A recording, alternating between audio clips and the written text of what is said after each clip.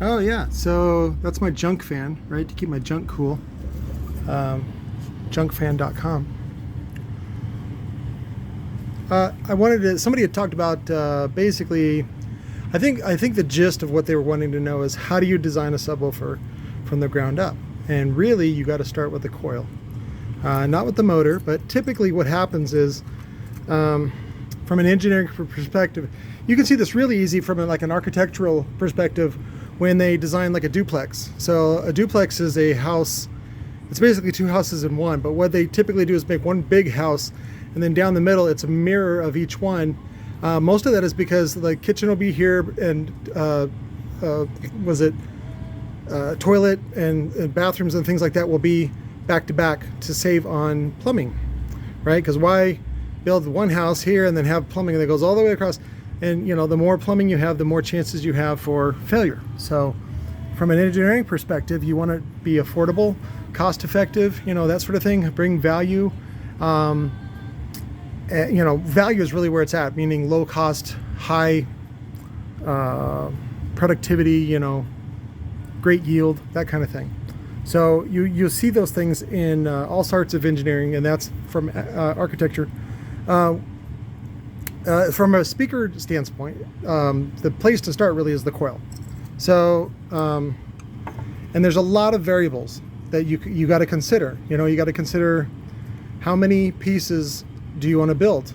Is this, you know, which really boils down to application. How are you using this subwoofer, right? Because you can, you know, there's like fucking $5 Chinese woofers that do a good job if you're applying them correctly, right?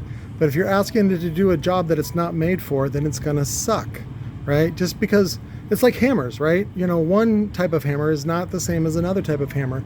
They're for different applications. And so you have to figure out what exactly is your application, and then it sort of becomes a cost analysis of whether or not it's even worth building. As of today, Elon Musk has decided to cancel the Plaid, whatever S series or whatever it is, the one that's like super duper fast. It's like nobody really needs it. Nobody really cares. If people really, really wanted it, they'd prepay, you know, however many, whatever $100,000 that is for it.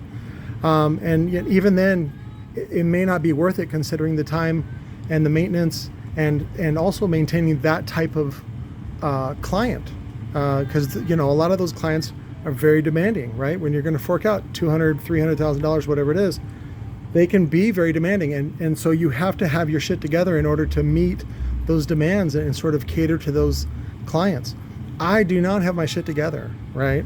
This is fucking out of my garage, dude. This is not a retail product at all. Is it high performance? Yes. Is it what they would call garage glamour? Yes. It's very much garage glamour. And for many people, this is fine, right? They don't need a brand. They don't need to show it off to anybody. They just want a high performance woofer for super cheap. This is all spray paint, rattle can. Home Depot, they raised their price to $1.39, COVID pricing, from $1. It was $1 for like 10 years though, so whatever. But you have to, again, consider cost analysis on whether or not this thing's even worth producing. And if you are going to produce it, who is it going to, you know, who is it aimed at and how are they going to use it? Sometimes you produce a product like PPI produced the flat piston woofers, which everybody loved. The problem is that they were sound quality woofers. They were underhung. They used a small coil with a very tall gap, right? The production models. Right, and that's for sound quality. It's not really sound quality. There was a Speaker Builder magazine test on overhung versus underhung. Overhung won every time because you had the ability to abuse it. It had a much greater thermal mass of the coil. Right, look at that. So much greater thermal mass. This thing can take a lot more heat and abuse than this guy. And as far as linearity, no difference. They both just, you know, mom's butthole, right? Just in and out. And so again, if I ever find that, you know, the best thing for you to do is do your own fucking research and buy and support Audio Express and their speaker Builder magazine. Buy the old issues, read them, fucking, you know, hand them out, make it like a library, you know, like an online library. I'm not giving you mine because I paid several $100s for them. That was like one of my Christmas treats one year when I was making good money. I was like, you know what I'm going to do? I'm going to treat myself and buy these. And I bought them, and I love to support them, and I think they're really great. It's like, you know, some people buy like an antique radio. Like I bought antique literature. So that's my treat. Anyways, ground up, start with a coil, start with application, and then also start with your budget. Like how many of these you're going to do? What do you want to do for cost per unit? And then how much money do you want to make? You know, how much markup do you want there to be? So I brought this one. This is my favorite. JL is by far the favorite as far as like what Disney does. Disney gives the minimum input for the maximum output. And when you're looking at efficiency, that seems very efficient. However, at what cost? And typically it's the cost of people's lives, lots of teenage years gone away. Disney is a horrible company, and they treat people very badly. Don't tell that to Jimmy Kimmel, because they treat him very good. So it's like, it depends on what your deal is. So, but a lot of the stories that come out of Disney, they're just a terrible, rotten company, especially for copyright. Oh my God, they you know, copyrights forever. You know, what the fuck? There's never going to be any you know, end of life for Mickey Mouse. It's forever. So, but anyways, JL Audio. This is their, I think they made this in either, I haven't unwound it because I still like this one as far as being reused. It's a piece of shit, but sometimes people are willing to pay lots of money for, even though I tell them it's a piece of shit. It's got their VRC cock ring technology, which means it makes the voice coil look bigger because the cone comes down, and you go, oh, look, it's got a 2 or 2 1/4 inch voice coil. No, it doesn't. It's 1.5 inches. And it's in either a 6-layer or an 8-layer. In this case, it's aluminum. Because what they do is they, again, for cost, they use aluminum because aluminum's cheaper than copper. And then they also use a really soft suspension, which is sound quality, which really just means it doesn't take any power. So, and you know, in this application, this is for the W3, the W3 series. It's a throwaway woofer. It's made in China completely. It probably costs about under $10 to make. Especially the quantities that they're buying, and then they will retail it for probably right around $100 to like a just a generic shop, like some no-name shop.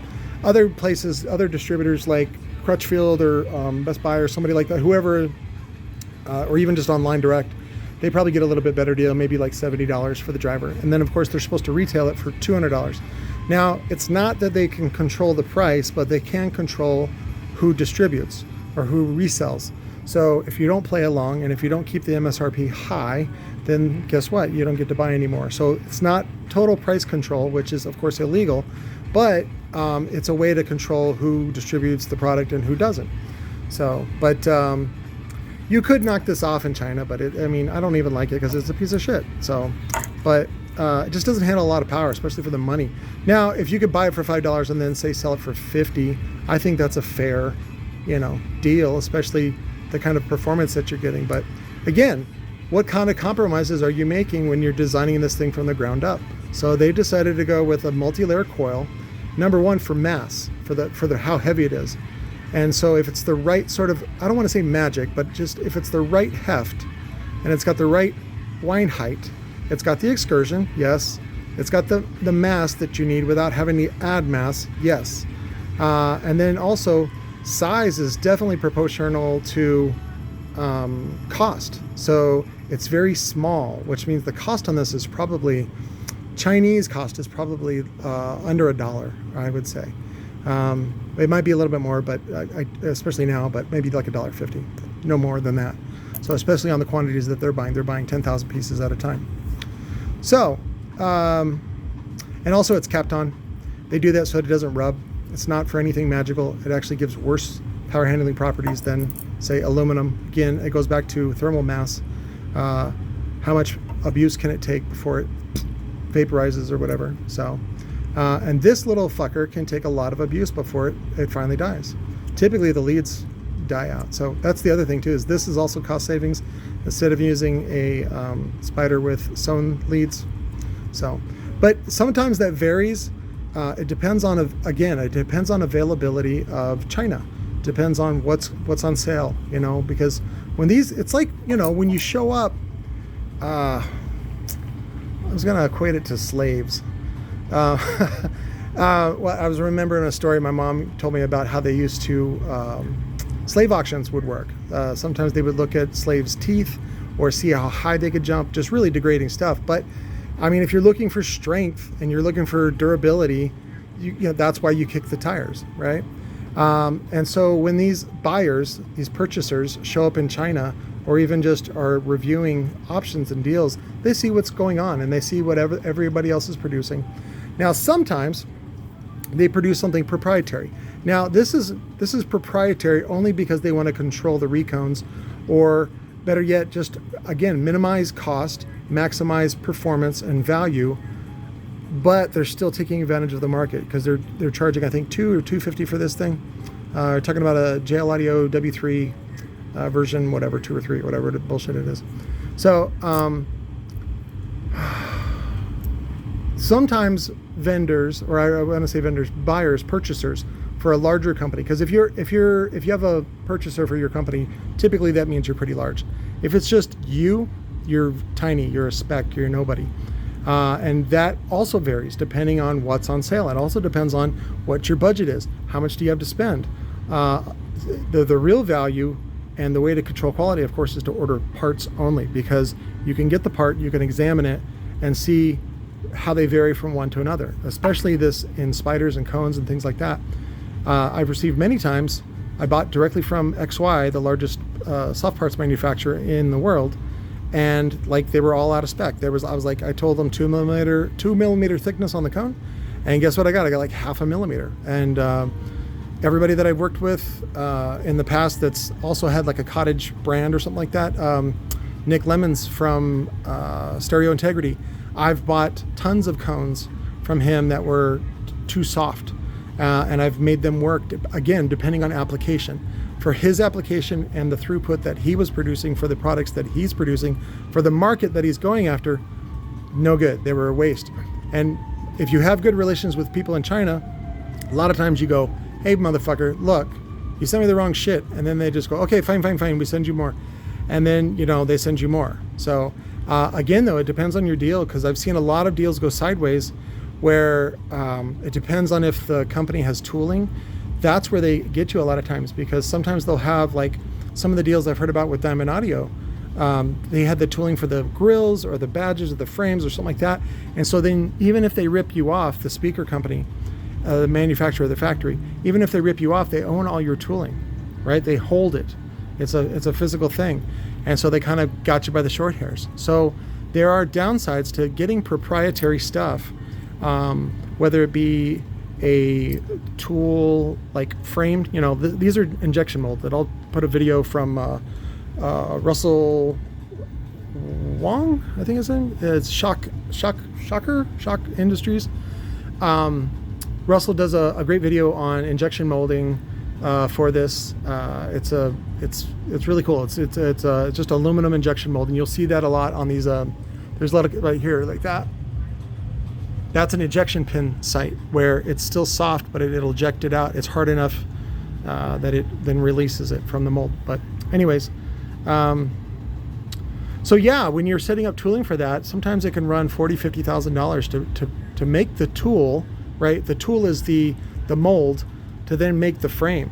So, and again, it depends on if it's a cast frame like this, cast aluminum, or if it's a stamp frame, which is also a mold, but it just comes down, stamps some, you know, some regular mild rolled steel or whatever, and then just sits there and punches it out, you know, day and night until all your order is done. And then they either paint them or powder coat them, and then they go to production, and that's where they use, typically, I don't want to say it a special glue, it's usually a really shitty glue, because some companies, I've talked about this before, for like Alpine and Kicker, especially a couple years back, a lot of the Kicker surrounds come up because of the glue they use. The best ones are nasty, synthetic, carcinogen, filled with lead and children's tears. Those tend to work best, and you don't need to prep the frame. I use CA which is cyanoacrylate, which is super glue, and I prep every fucking frame, even the steel frames, just because I wanted to have the best bond. I wanted to never give up until destruction at the end of its life, or when you go to recone it. So, but going back to proprietary items, Apple is famous for proprietary. And again, proprietary, if you look at the definition, you're talking about basically special, tooled up just for them. Sometimes that is related to a patent. Sometimes. Not always. In fact, most of the time it's not related to a patent. Typically it's related to a look, which can be patented. That's an ornamental patent. Or just simply, this is the way that they think it should be done. And you see that in other JL lines. The W6 line is not quite a 3-inch. It's not quite a 2.5 inch. You see that what's weird is in the W7, the 12 W7, it is a regular 3-inch. Weird, but whatever. Some engineers have talked to me and then they said, you don't think that JL is sort of, doing that on purpose for power handling? I was like, nope, fuck no. I know these fuckers. They're doing it because they want to control the market for recones. And typically you see this on the higher end stuff, not so much on the W6, even though some of the W6 can be reconed, it typically is not. But if you look at the retail pricing on this, retail pricing for a W6 is insane. It's like $600-700, and that's a lot to spend on a woofer. And so at that price, you almost have to, otherwise you're not going to satisfy the customer. But JL has so little into what it costs to make one of those. It might be easier and cheaper for them just to replace it. Now, JL doesn't repair anything now that's any older than the anniversary edition, which is the black frame. And even then they make you jump through hoops where you have to send it back with the original packaging. And if you don't have original packaging, you have to buy it from them.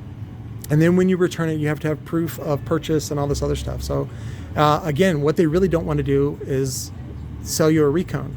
Why sell you a $200 item when they can sell you a $2,000 item, right? Or what was the quote from In Contact? In military spending, why build one when you can have two at twice the price? So, but that's the same thing by that companies like that do not make money on recones. They don't.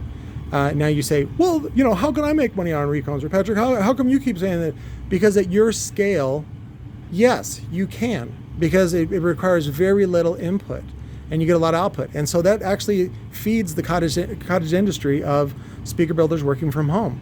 And what's great is if you learn hacks, either from me or from somebody else that builds them, you learn about speakers, and that can give you an education that you cannot buy at any university. In fact, I think the last, and it's not even speaker related, it's acoustical engineering. If I remember right, is in, I forgot the name now. It's out in Chicago. Anyways, I want to say Northwestern, but I'm not positive on that. That's the last time I checked, but that was probably 10 years ago. Nobody gives a shit about acoustical engineering. Those problems have all been solved either by computers or by people already out in the field. And so you're not going to see a resurgence in that until those guys die and aren't working anymore. And so, or the problems are already solved by computers and a few lasers. So, but again, that's being automated as well. So, and also, like in speaker building, a lot of the problems that have come up in bad production runs, nobody really makes a bad speaker anymore. Now, somebody will make a cheap speaker, or they'll make a substitution that they're not supposed to. And that's what I was talking about earlier about controlling quality, where if you buy parts, then you can see the differences between one batch and another batch. Sometimes it's a color thing, sometimes it's a flexibility thing, sometimes, they don't make the coils. I saw that on a return of like 200 woofers from Diamond Audio. Now, it benefited me because I was there, on Saturday ready to pick them all up for $2.50 each. But for them, God, they had to take a bath on them. Luckily, though, the builder admitted to the issue, and they're like, okay, we fucked up, I'm sorry, and then they replaced them. The problem, though, is that those woofers were already promised to people, and so then you get really mad people that are like, now I gotta wait 8 fucking weeks to make a sale. Like it just messes up everything. And part of that is, I was watching this thing on Toyota, how Toyota made JIT, just-in-time management, like the world standard. But the problem is that it relies so heavily on logistics that if one little hiccup in the chain is gone, the whole thing goes haywire. And so I think it's really a dumb way to do it, and it's certainly not safe. And that's exactly what's happened in the pandemic. We're still going to feel this for several years, probably at least three, maybe even 4 years. Problems related to COVID, and I'm not talking about just health-wise. I'm talking about logistics, shortages on one thing, surplus in another. Maybe inflation, maybe not inflation, maybe inflation on certain items, but not on other items. There's going to be a lot of what do they call turmoil in the market. So that depending on your position, depending on your investment, that can be good or bad. Typically, most of the market is not betting on turmoil, but there are some bankers and some douchebags that are betting on turmoil. But I'll get into that another time. So that's called hedge funds. They hedge their bets. Anyways. Or I should say they tend to invest in things like that, things that nobody else is investing in. But I did want to show you, again, back to the coil. This is a great coil. I love it, but it is too fucking heavy.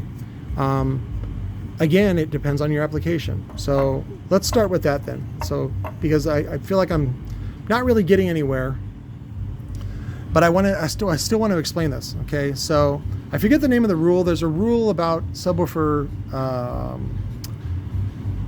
don't want to say building, but sort of application, that if it's like a 3-sided triangle where, like, if you want more power, then you have to sacrifice depth, and if you sacrifice depth, then you got to do a bigger box, and if you want to do a smaller box, you got to. So what we've seen in the marketplace is really what's called high BL woofers, meaning it has a higher than normal. And when you say normal, you're like, what are you looking at? You're talking about